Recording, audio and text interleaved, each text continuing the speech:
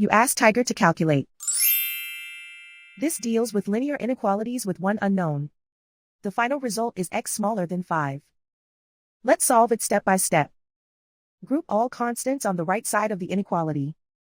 Add 4 to both sides.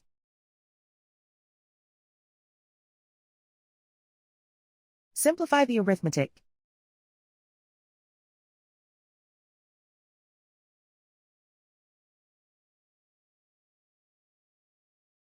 Isolate the x. Divide both sides by 12.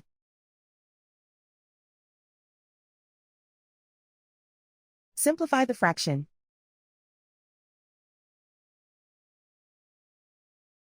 Find the greatest common factor of the numerator and denominator.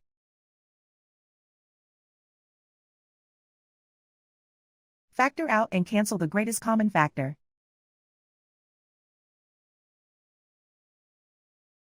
Plot the solution on a coordinate grid.